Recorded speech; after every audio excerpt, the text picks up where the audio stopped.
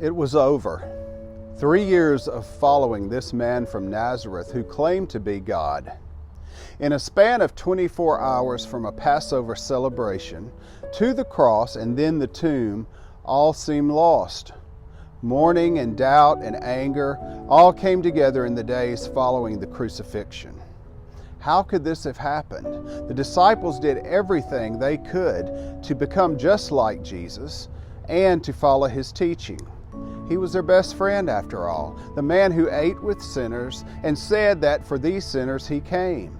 The man who called many of them out of their unrighteous lifestyle and offered them what the religious leaders never did, the unconditional love of God. The man who said, "Come to me, all who are weary and burdened, and I shall give you rest." The man who said in himself the kingdom of God had come. He was dead. Just like when a relative or a friend dies, that is what the disciples felt when Jesus died. No expectation to see him again. They expected him to come to be a powerful political leader, freeing the Jews from the clutches of the Romans. So when this Jesus, the one who claimed to be Messiah, was murdered by the Jews, it showed him to be a liar, a heretic, and under the curse of God. The doubt set in. That is what the disciples were thinking when Jesus was crucified. He did not fulfill the prophecies.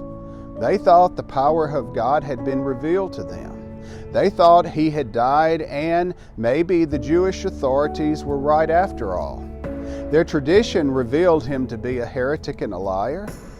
Was this man that they had dedicated themselves to a liar? Everything they believed in, was it a lie? In Jesus of Nazareth, they believed that the prophecies failed. The disciples were full of doubt in the very cause and the very man to whom they had committed their lives. They were angry with themselves. Peter promised Jesus that he would go to death for him and with him. That's what he promised he would do, but he did not fulfill that promise. Faced with fear and the threat of death, Peter denied even knowing him.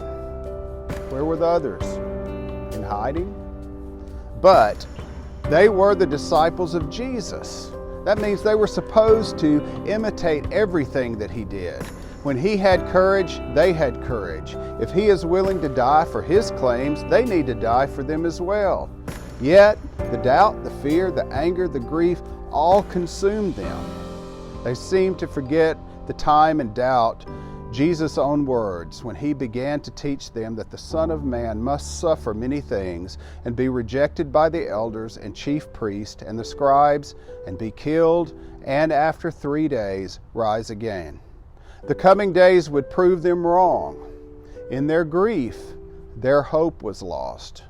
We must not let doubt, anger, fear, and grief consume us to the point of losing hope either. We know what is coming. Our Messiah, Jesus, comes to us so that we too have hope in our future, a future that overcomes sin and death.